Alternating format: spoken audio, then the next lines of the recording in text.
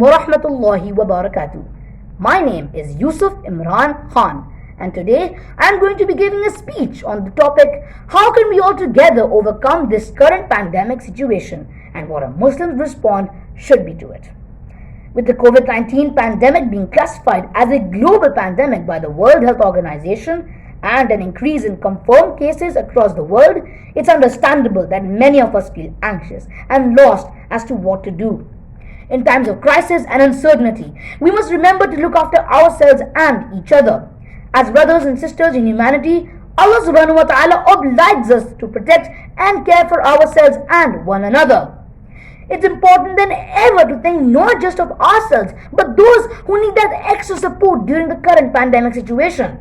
Let's remember our elders and those most vulnerable among us, both in the UAE and around the world. We should urge everyone to choose mercy, wisdom, and generosity instead of fear, suspicion, and panic. Here are 3 ways of how you can look after yourself during the current pandemic situation and how to overcome it. Number 1, prevent the spread. In terms of everyday contact, it's important to protect yourselves and others, especially those who are elderly, carers of the elderly, or those with underlying health conditions from contracting the virus. Practice correct hand hygiene. When out and about, use hand gel or wipes. You could also wear disposable gloves or normal gloves. In terms of washing, be sure to wash your hands once you arrive at your destination. Ensure cough etiquette. If you need to cough, use a tissue and dispose it off immediately. Avoid touching your face. When you're outside the house, avoid touching your eyes, your nose, and your mouth with your hands. Maintain social distance. Put distance between yourself and others if the coronavirus is spreading in your community. The recommendation is to stay 6 feet apart. Don't shake hands, hug, or kiss on the cheek. Show affection in other ways by an elbow handshake or a tap of the feet, or just place your hand on your heart. Number 2, look after your community.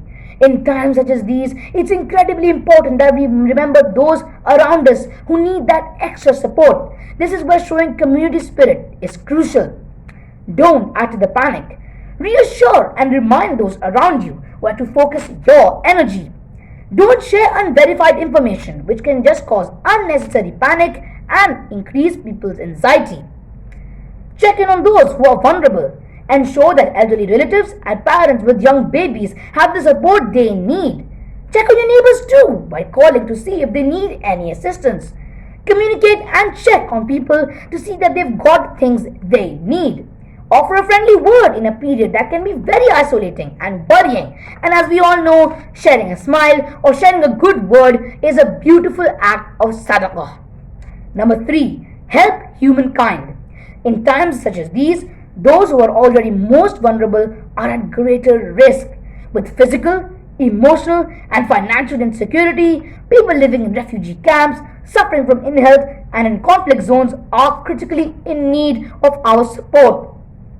Let this test be a reminder that nations, companions, and even prophets before us have gone through unease and fear. We are not alone. In times like these, it's our sense of community that will help us through. Let's remember the words of Prophet Muhammad sallallahu alaihi wasallam. Those who are merciful will be shown mercy by the merciful. Be merciful to those on the earth, and the one above the heavens will have mercy upon you. Beautiful hadith.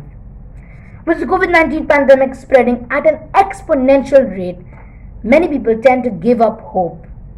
But we are all going to get through this pandemic one way or another if we don't give up hope and just have a clear mindset of us being we, not just me. Assalamu alaikum wa rahmatullahi wa barakatuh.